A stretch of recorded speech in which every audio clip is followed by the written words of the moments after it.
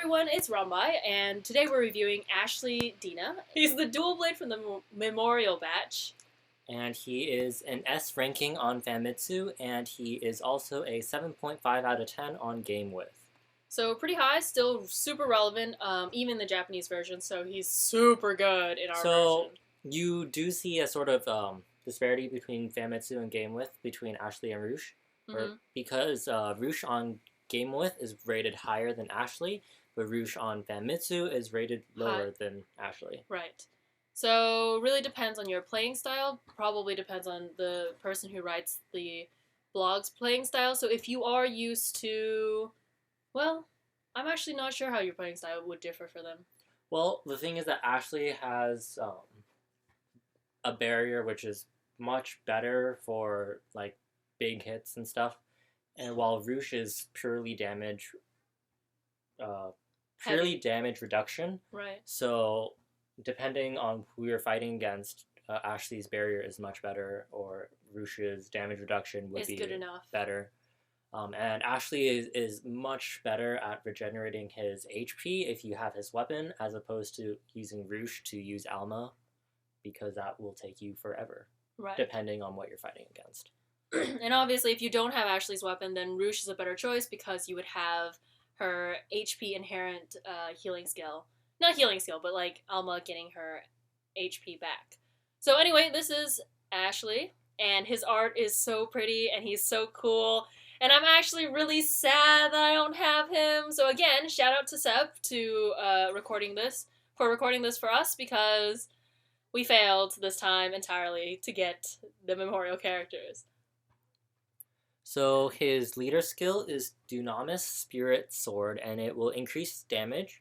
It will increase dual blade damage moderately and balance type damage considerably. So his passive skills are no fatal blows at HP plus 10%, which is fantastic because he literally will not die if you have his HP over a certain threshold. His second passive is Summon Boost Attack and Speed plus 30%. That is his movement speed. And it's basically when your Arma is summoned, you will have that said boost. His last passive skill is Boost Action Skill plus 20%, which is nice because then his action skills will be a little bit more powerful. Yeah. It is kind of a standard one, so I guess not really outstanding. I mean, 20% might be higher than some of the other ones, because they might just be 15%. I'm not sure.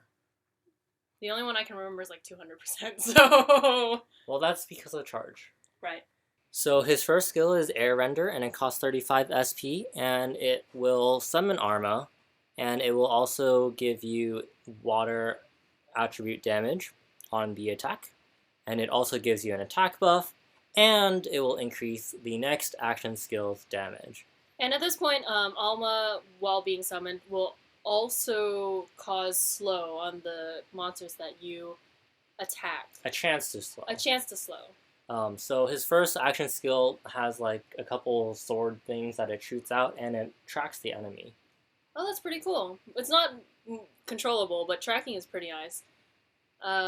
His second action skill is Illusion Dividing Blade, and it costs 50 SP, so relatively expensive, but thank God he's a dual blade.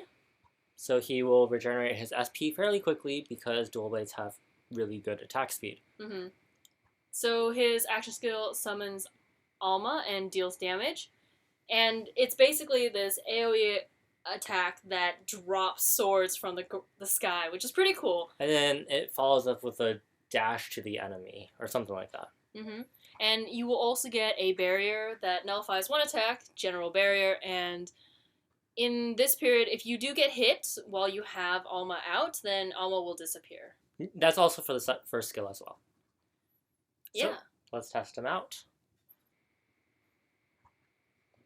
So here we are, and first things first is you can see that the movement speed is very normal right now.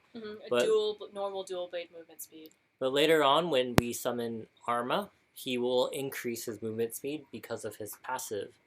So that is the first skill, and it gives you the attack buff and the action skill buff. That's the first skill again. And you can see the sword follow the the jaguar to the right. Right. So if you do attack and your monster in front of you has died, it will track the next monster that available. Yeah, so the movement speed has increased, although it's only 30%, so it's not as noticeable as, say, Roosh. Right.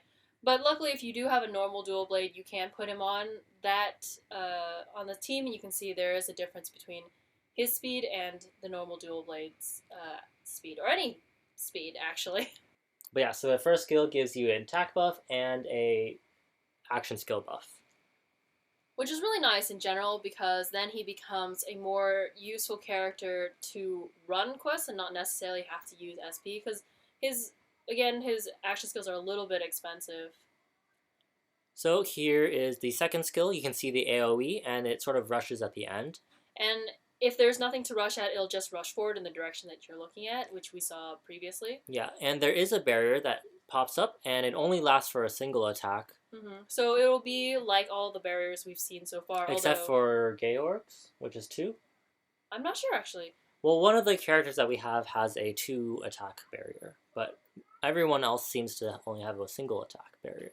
Mm-hmm. But yeah, so you can also see that Alma does attack, and Alma has a chance to slow, but we can't really see that just because... Unfortunately, the monsters are too low leveled. But yeah, so Ashley is pretty cool. Ashley is pretty cool. Honestly, I've heard that Ashley may be a more versatile character than Roosh. Both of them are fantastic, so if you are planning to roll for either of them, they're both worth your time. Ashley has more damage than Roosh does, probably because of his action skill buff. And Ashley is more survivable than Roosh is. Depends on what you're fighting. So, like, say if the enemies that you're fighting are really don't have that high attack, Roosh will definitely be better because she will take like barely any damage because of her damage reduction, and she can easily heal it up because of her Arma. But then Ashley is a boss kind of. They're really kind of the same because both of them do well with mobs. Both of them do well with bosses. So it really depends on your playing style and just who you prefer more. So right now I feel that Roosh is better in our current game just because none of the monsters are really that high attack. So the damage reduction would be better because it lasts much longer than a barrier, which only works for a single attack. Mm-hmm. But say in the Japanese version, when there's a ton of things that can one-shot you, even with Roosh's damage reduction, the barrier is a much better choice just because you can survive. And mm-hmm. even though he has a barrier, he also has a no fatal blows, so it's sort of double the amount. Double insurance. Yeah. It's hard to say, definitely, because in our game, both of them are definitely OP. I would say that both of them are probably SS ranked just because they're memorials and they far outrank anything we have. If there is a weapon that comes out that gives Roosh a barrier, that would make her much better and make her on par with Ashley as far as his survivability goes. It's really hard to say. Both of them, it's really strange, definitely, to see that GameWith and Famitsu don't agree. I don't know if there are that many characters that GameWith and Famitsu disagree on. And keep in mind that all these rating websites are based on personal opinion. Well, not our personal opinion, but based on someone's personal opinion. So take them with a grain of salt. And obviously it's based, all of our videos are based on our personal opinion. And in our game, probably they're both SS or SS+. They are. Or one of those SS and one of those SS+. And, it's kind of all really... Depends on you. Depends on you. So, thanks for watching today, and thank you for listening to us ramble for the rest of the video. And we'll see you guys next time. Bye! Bye!